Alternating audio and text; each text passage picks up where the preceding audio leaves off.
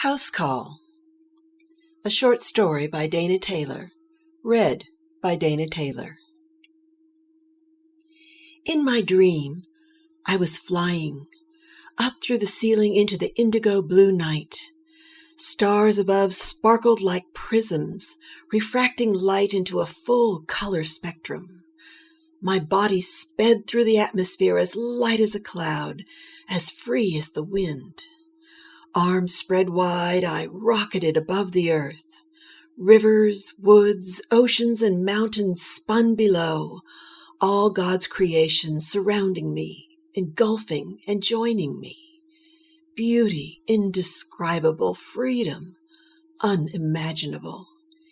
Tears flowed in reverence and gratitude. Thank you, thank you. My heartfelt prayer drifted from my subconscious. I clung to the images as long as I could until my eyes opened to reality. Dampness lingered on my cheeks, the last vestiges of the dream. I gazed around the darkened room. Heavy navy curtains obscured any rays of dawn's early light. Still, the digital clock attested to the start of another day of my so-called life. Another day marooned on my high-tech bed in a useless body. So different than the carefree creature of my dream. I lay still, doing a mental inventory of the status of my normal aches and pains. Not too bad, really. Since they severed the nerves in my back, my pain level was mostly tolerable. Of course, the subsequent numbness in my feet caused me to shuffle along like a bad imitation of a little old lady. A little old lady of 41. What's wrong with me, you ask? Oh, there are piles of medical terms for all the malfunctions of my anatomy. It started with infections, followed by rounds of antibiotics, followed by the onset of autoimmune diseases. Throw in one full-term pregnancy that produced the light of my life, but drained my remaining reserves of strength. And today I am the blob that was formerly known as Angela Matea. Oh, no pity parties. God in his wisdom chose to give me these afflictions, and who am I to argue with God? Especially when nature was calling. Getting across the room unassisted first thing in the morning was akin to crossing the Grand Canyon. But the nurse wouldn't arrive for another half an hour, and I couldn't wait. Gritting my teeth, I pushed my arms and struggled to swivel my legs over the side of the bed. If I could just get into position and sit up. My walker stood ready on the carpet. 1, 2, 3, up! Oh! Too much momentum. I pitched forward too fast. My darn weak arms didn't have the strength to stop the fall. "Mom!" a familiar boyish voice cried in alarm. Sturdy arms wrapped around me and steadied me on the mattress. "Mom!" David scolded. "Why didn't you call me?" My 10-year-old little man glared up at me. "Sorry, I thought I could do it myself this morning." Regaining my equilibrium, I smiled with chagrin. "I'm feeling pretty good. I had the most wonderful dream." "Oh, yeah?" He held the walker steady as I stood. "What kind of dream?" "I was flying, free as the wind, totally out of pain. My body was light as air, and the earth spun below me, getting smaller and smaller. It was awesome."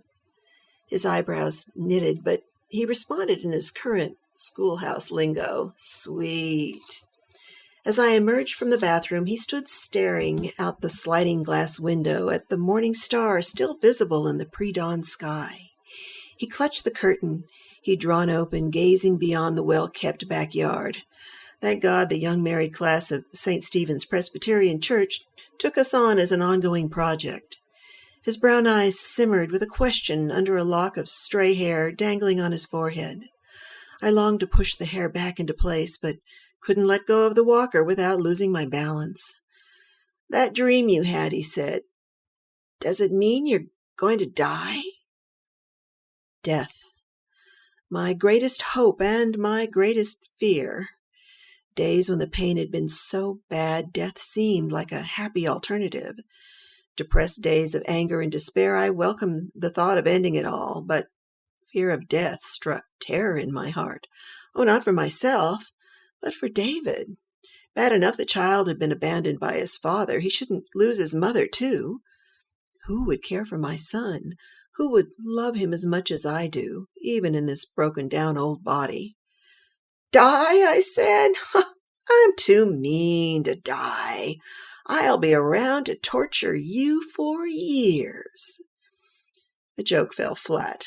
My little man's face betrayed the emotional turmoil. I don't want you to die. Oh, honey, there's a lot of life left in this old gal yet. I joined him at the window, and he wrapped an arm around me. We took solace in the enchanted moments between night and day.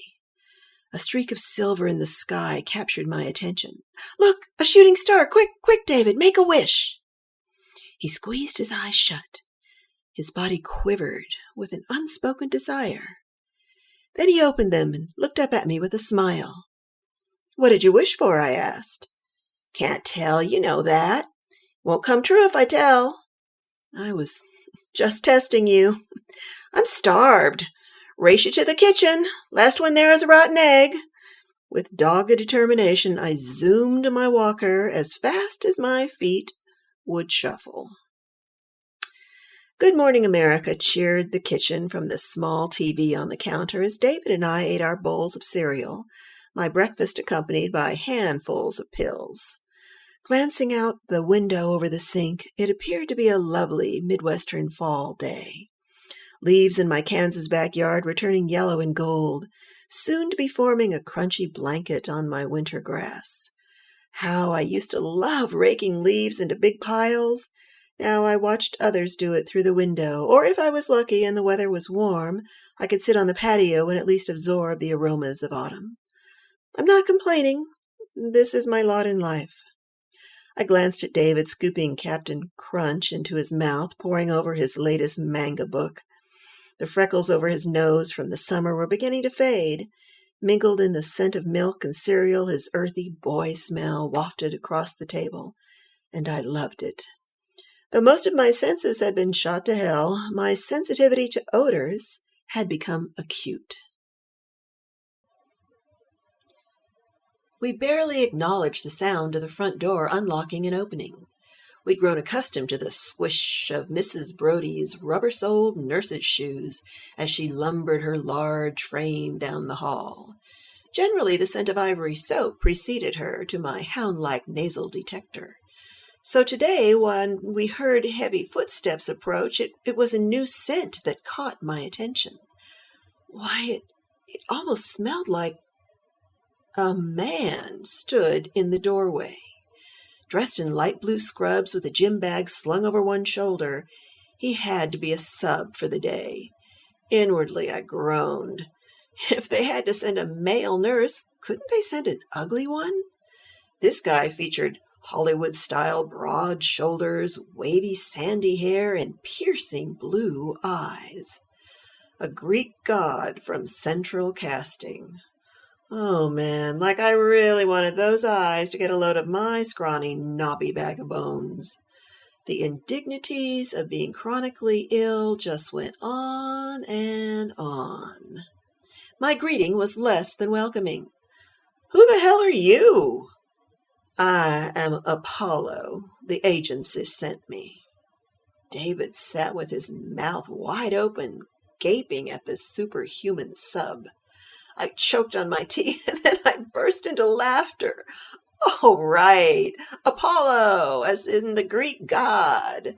The same.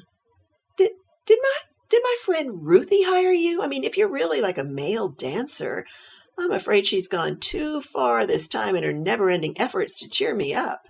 David groaned. Oh, gross. I have been sent to attend your needs and expedite your recovery. When he didn't start to strip or break into song, I figured he was the real thing. You're not from around here, are you? I've traveled quite a distance. He glanced around the room, assessing his new assignment. I can't quite place your accent. Are you from Texas or someplace like that? A little farther than Texas. Where should I put my bag?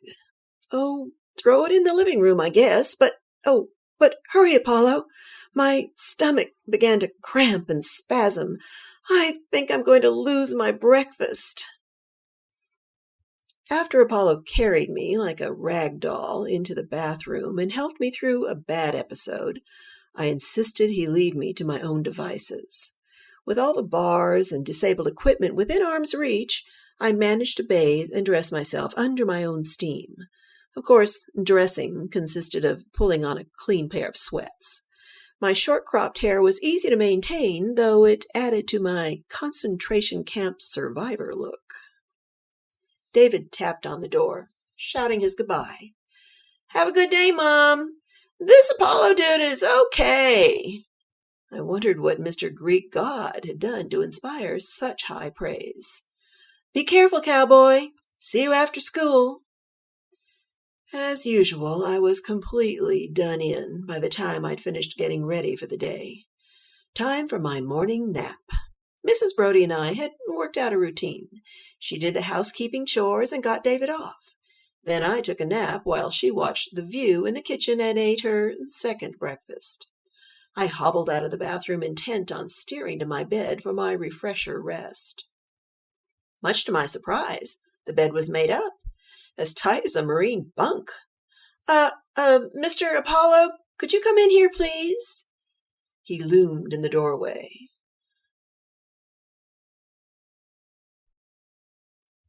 "I guess you didn't get the memo. I always take a nap this time of day. Would you please turn down the bed?" He frowned. "A nap? You just got up." "No, actually, I've been up quite a while now, and I need to go lay down again before I fall down." "Yes, I can see you're very out of balance. I have the table all ready for your therapy. I'll carry you into the living room." "Hey, what's the big idea? I need my nap." I thought of fighting him off with my walker, but the man was a Greek god after all. "You'll never get better just sleeping all day." He carried me like a small child. His spicy scent reminded me of cinnamon and cardamom, added with a touch of something totally out of this world. I'll never get better. This disease is a downhill ride. I'm just trying to slow it down. He gently lowered me onto the padded massage table, now dominating my living room. The couch and coffee table had been pushed to the wall. My end table supported a portable fountain with water trickling over a mini cascade of rocks. Scented candles burned on the mantel. How much stuff did that bag of his hold anyway? "Are you comfortable?" he asked, shoving pillows and towels in strategic areas around my body. "As comfortable as I ever get, but I'm going to need another dose of my pain meds pretty soon." I glanced around nervously at the changes in the room. "You're one of those new age nutcases, aren't you? Is this treatment covered by my insurance?" He offered a droll smile. "You have unlimited coverage. Take a deep breath and relax. Your hands are drawn up like claws. Just focus on the sound of the water." Okay. I'll have to admit, the running water was more conducive to rest than the blaring television of The View. Still, this whole scene kind of set me on edge. I've been to reflexologists and acupuncturists before. None of them worked. He bared my feet and rubbed some delicious-smelling oil on my soles. Did you believe they would work?" "No, and I was right." "Very intuitive." I sensed a trace of mockery in his tone. "I don't know why you're bothering with that. My feet are mostly numb from having the nerve blocks." "Humor me. Do you have anything better to do?" His blue eyes teased me from the end of the table. I sighed. "I guess not. Go ahead, knock yourself out." At first, I could hardly feel a thing, but still it was pleasant. My muscles twitched and jumped every once in a while when he hit a sensitive spot. But then a soothing peace traveled slowly up my legs. The cramps of my normally constricted muscles diminished. I took another peek at him over my toes. Geez, in another life I would have been totally madly flirting. Have you been working with sick people a long time? He smiled. Longer than time. I gazed at my dingy ceiling. I know what you mean. I've been sick longer than time. Do you have a theory as to why you've been ill so long? Bad luck? God's punishment? I don't know. For whatever reason, I've decided it's my lot in life to have this deteriorating body. I've got to make the best of it. And I have to hang on a few more years for David. So, you're just hanging on? He worked the area around my toes, and they started to tingle. Pretty much. I've accepted my fate. I obey my doctors and try to slow the disease down. I take my meds, and I rest as much as possible, and I try to be a good mother to David. He frowned. I see. He closed his eyes and lifted his hands several inches above my feet. They circled above my body. How odd. Even odder, my cold limbs grew warm. He reached the area over my sternum. You have a block. Something about your husband. I gasped. A sharp pain stabbed my chest. I looked to see if he'd actually plunged a knife in me. But he stood calmly beside the table, arms raised over my solar plexus. The pain spiked. I gasped for air. My meds! I need my meds! He hesitated a moment, then strode to the kitchen. He returned with a couple of happy pills and cradled me against his strong arm. He steadied my trembling hands as I drank from a cup of water, swallowing down the meds. I fought the panic and took deep breaths. The crisis passed. Better? He asked. I nodded and tried to relax. His strong fingers kneaded the tension from my neck and shoulders, but he ruined my growing peace by commanding, "Tell me about your husband." My ex-husband, and that subject is dead and buried. I don't discuss him with anyone, especially a total stranger. He hurt you. Apollo stood directly behind me, working his fingers into my scalp.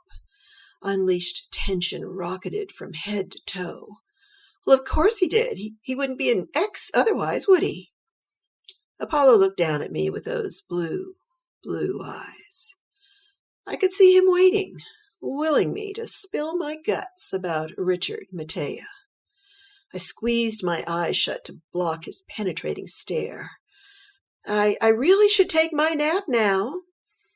He leaned in closer to me, and I whiffed his spicy scent, clean like the wind and the rain. Angela, sometimes we bury things alive, and they fester and putrefy. Sometimes the wounds must be opened and cleansed.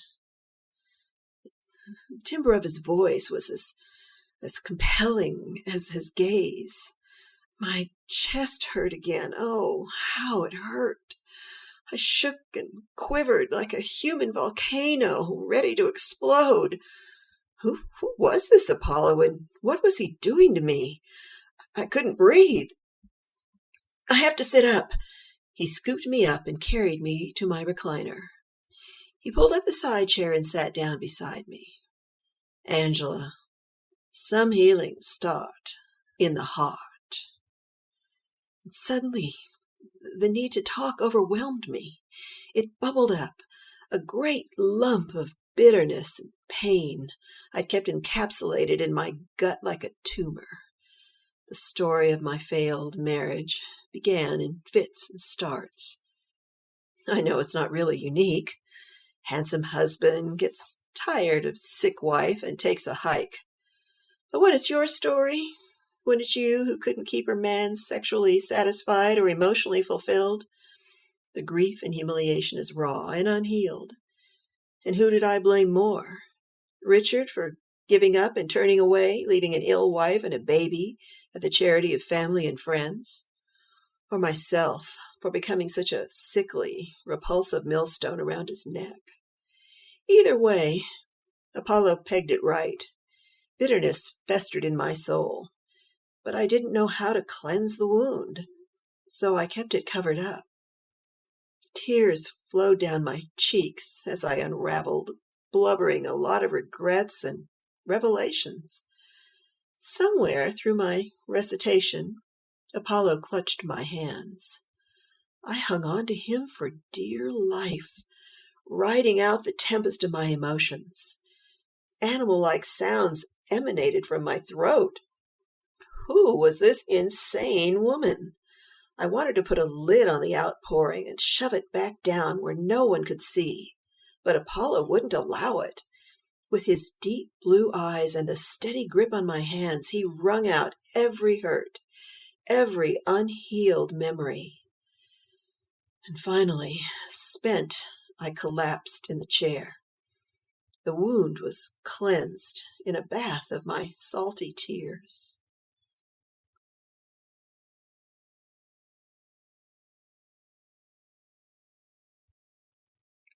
I lay asleep in my special chair when David hit the door, returning from school.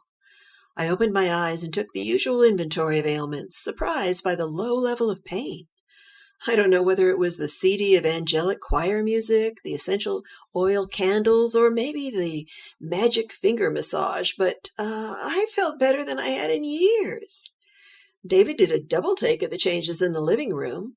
Wow, this reminds me of the time I visited the Greek church with my friend. Candles and weird smells and music. I pushed my chair into a sitting position. Go check the kitchen. Maybe Apollo is whipping up some stuffed grape leaves and ouzo. Carrying a tray, the Greek in question entered the living room, though I doubt Greek was his ethnic background. I was coming to believe the man was truly spawned on Jupiter or Venus or some other heavenly body. "You've had a restorative sleep, I presume," he said, glancing down at the tray. "Yes, thank you," I said with a stretch. He turned to David. "Ready for an afternoon snack?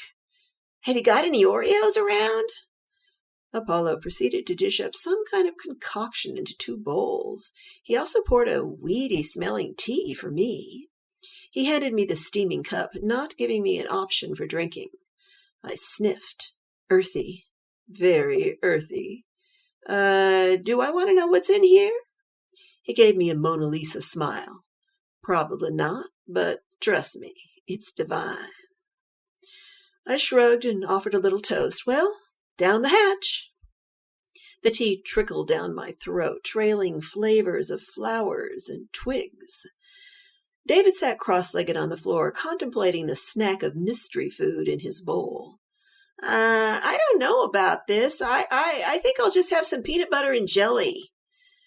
Apollo crossed his arms and lifted one eyebrow. Obviously, my son wasn't going to get off without at least trying the stuff. I used my best motherly tone. "Come on, cowboy, you know the rules. You have to try at least one bite." Apollo thrust a bowl in my hand, too. "You try it, too." I also looked askance at the mixture. It was purple and lumpy, for goodness sakes. "Okay," I said. "Why don't we both try it at the same time?" David nodded his head in agreement, and we dove our spoons into the sticky mass and shoved a small portion into our mouths. Chewing and tasting, our eyes lit up. It was delicious. "This is awesome," David exclaimed, and he quickly devoured his portion like the male of the species he was. I took a little more time, but ate every morsel. I gazed at Apollo, who was watching us with a satisfied grin. "What else did you bring in that bag, Mary Poppins? You didn't find the ingredients for this in my pantry. What do you call this stuff, anyway?" He carried the tray back toward the kitchen and glanced over his shoulder with a wink. "Ambrosia." I shook my head and chuckled. "Of course, what else? Ambrosia, the food of the gods." David changed into his grubbies and went outside to shoot baskets in the driveway. I loved hearing the sound of the bouncing ball, knowing my son was strong and bright and healthy. I sighed and sat back in my chair, wishing I could play a little one-on-one with him. But of course that was the impossible dream. Apollo entered the living room holding my jacket. "Time for a little fresh air," he announced. I looked forward to the excursion with trepidation, as the last time I tried pushing my walker on the sidewalk in front of my house, it tilted on a broken piece of concrete and I took a nasty fall. Still, my measure of trust had developed enough in the man during the course of one day that I felt safe in his presence and a surprising sense of growing strength. We negotiated my walkway without mishap. David waved to us as he threw another three-pointer. Apollo and I began a stroll of the neighborhood. With an hour of daylight left, the crisp fall breeze ruffled my hair and teased my nose with autumn odors. He patiently kept to my snail pace, hovering like a guardian angel. I took a big whiff of clean air. Oh, I love this time of year with these big old trees turning colors. One of the things I hate most about being sick is being forced to stay cooped up inside so much. Being out in the elements is very healing. You must make it a priority. You keep acting like I could actually get better. What do you know that the doctors don't? He appeared to be choosing his words carefully, as if he were trying to come up with something that would come down to my level of understanding, which, come to think of it, he probably was. Chronic disease and illness are very complex. Sometimes a physical illness is an outward manifestation of a spiritual or emotional wound. Sometimes it's a result of a series of negative health compromises. Often the rules of good health are broken and they lead to a lack of harmony, and we call this dis-ease. The list goes on. Whatever the cause, breaking the cycle of illness often begins with a change of mindset. Are you saying that I'm sick because I think I'm sick? I gripped the walker in agitation. Do you want to see my blood work? Do you want to see my latest MRI? I know your illness is very real. He patted my hand to calm me down. But part of my reason for being here today is to offer you a paradigm switch. You have embraced your illness. You believe it is a divine retribution for unknown sins. I am suggesting that perhaps your thinking is misguided and your view of the universe is too small. Perhaps you could be moving toward good health if you believed it possible. Let me ask you a question. What do you desire more than anything else in this world?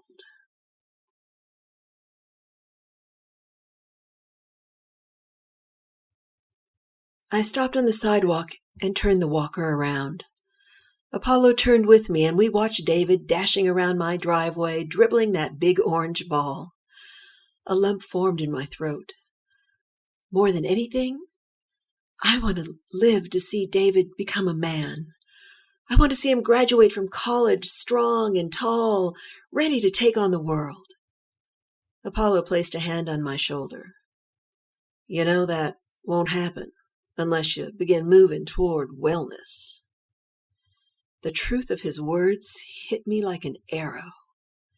Tears formed in my eyes. Terror gripped my throat like an unseen black hand squeezing the life out of me. I know. I don't want to die and leave him yet, but sometimes at night I almost feel like I'm departing my body. But I didn't think I could get better. I didn't know there's an option. I thought I was supposed to just accept this deterioration with a brave smile. Show me what to do.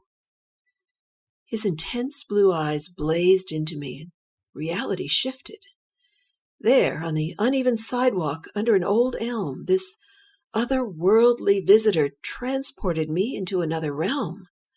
Warmth from his hand on my shoulder fanned into a flame, and stars and heavenly bodies surrounded me on an unearthly plane. His signature scent enveloped me in peace as our spirits soared through the heavens. He took me to a shining building floating in the clouds. Doors of solid gold opened into a huge hall. Beautiful, tall figures dressed in glowing white robes glided about, fulfilling duties I couldn't comprehend. Apollo guided me toward a huge wall filled with shelves. We'd entered some sort of library. The books on the shelves were immense, and like the inhabitants of this place, they glowed with a bluish-white light. Apollo searched the stack and selected a tome. Wordlessly, he beckoned me to follow as he carried it to a table. Amazed to walk without any support apparatus, I stood beside him as he set down the book. Decorated in elegant gold leaf definition, The Life and Times of Angela Mattea. As Alice in Wonderland would say, curiouser and curiouser. No ordinary book. The cover opened unassisted. Instead of customary printed paper pages, it contained a series of thin screens projecting scenes from my life. My childhood zipped by. Had my mother ever really looked that young? Family relationships took on new perspectives. I saw Mom struggling to keep food on the table after Dad left. I winced at my harsh teenage remarks at a mother just hanging on. Oh, God, in her way, Mom faced a lot of the same problems I have today.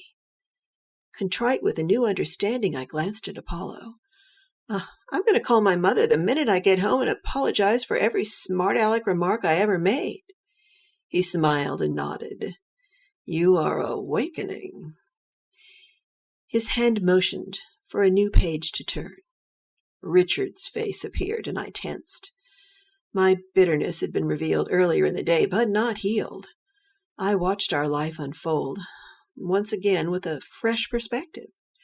Two college kids connected more out of a mutual need than everlasting love. Our marriage had barely begun before my first bout of illness. Fear and immaturity made us lash out at each other. And seeing Richard's disheartened exit from my life replayed so differently than I remembered it. I thought he just walked away and never looked back. Now I saw the regret and sense of failure we both felt. I turned to Apollo. How can I make this pain go away? You need to forgive yourself and your husband. Are you ready to do that? Well, if it means I can rid myself of this gut-punched feeling every time I think of the man, I'm more than ready. I see now we were both a couple of children dealing with grown-up problems.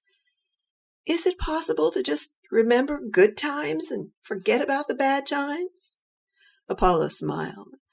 Now you're catching on.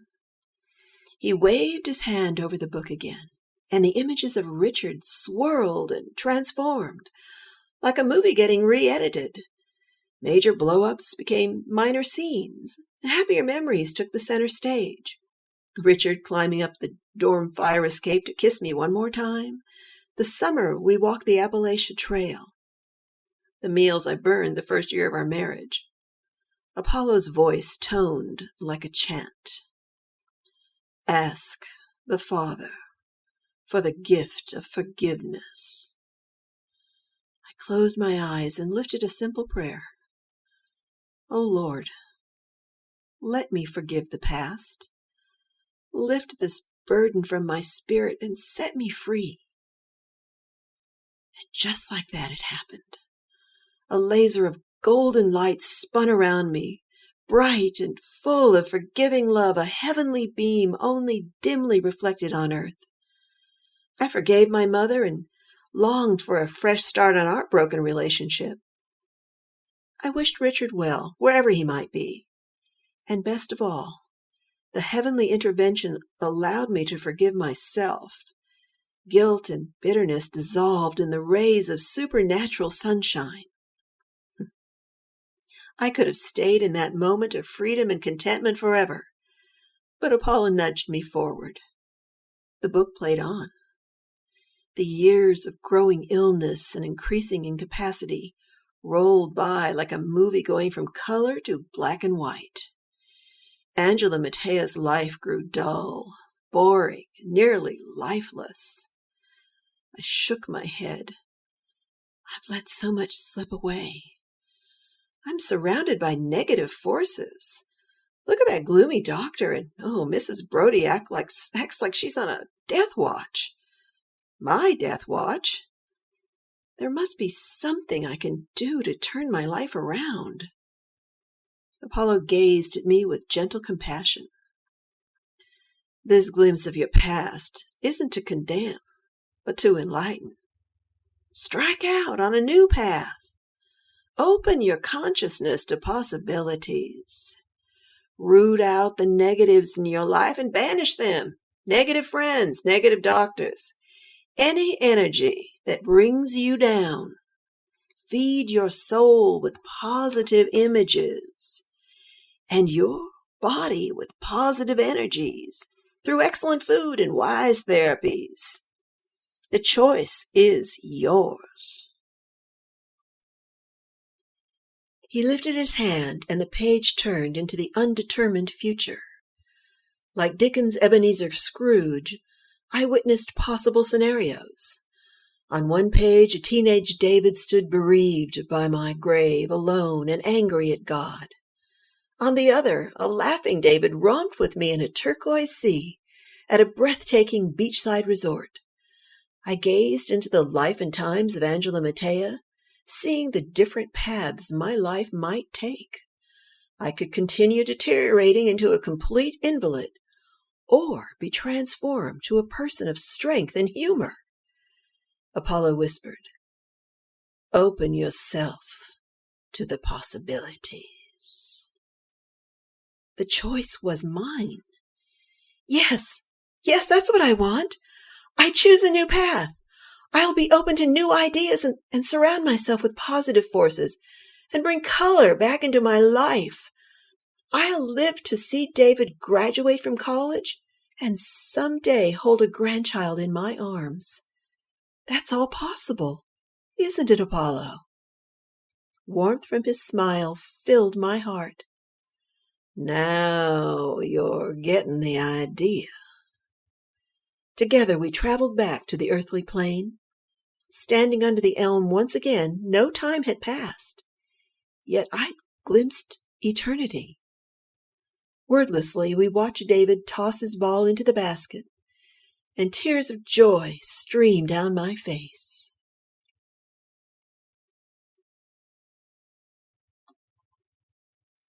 We rose into the robin's egg-blue sky, faster and faster through fluffy cumulus clouds dotting the horizon. Below us, as the earth shrank into miniature, buildings, trees, roads, and lakes rolled by below, small and far away. The sense of freedom reminded me of that dream from not so long ago. Mom, when we get to Greece, I'm going to take a picture of you at the Parthenon. David fiddled with his new cell phone, eager to photograph every moment of our great adventure. I smiled at him buckled in the seat next to me on the transatlantic flight. I ruffled his hair just for the fun of it, taking immense pleasure in such small things. He grinned with a touch of male smugness. Wishes do come true, you know. Oh, really? Do tell. Remember that morning when I wished on that shooting star? Yes. I wished for God to send someone to help us, and Apollo showed up, and everything's been different ever since. He was totally cool. Yeah, totally cool. Since that amazing visit from Apollo, life has been full of possibilities. It started with embracing new ideas, moving in positive directions. New teachers appeared at just the right moment, full of challenging concepts. I found my way to a new doctor who included alternative health therapies in his practice. I traded my walker for a lovely carved cane, and eventually gave that up. Instead of just getting through each day, I reveled in each new day, visualizing the healthy and happy Angela of the spiritual realm. I worked toward making her a reality on planet Earth. Certainly, I had some setbacks, some naysayers, trying to plant seeds of doubt, but I had started down a new road and refused to turn back. Not too surprising when I called to request Apollo again as my nurse. I was told no such person was on their staff. I remember he'd said he'd been sent by the agency, but he didn't mention which one. Sometimes I sense him still around. That wonderful Apollo scent of spice and magic suddenly lingers in a room and envelops me with hope and love, and I hear once again his words, "Open yourself up to the possibilities."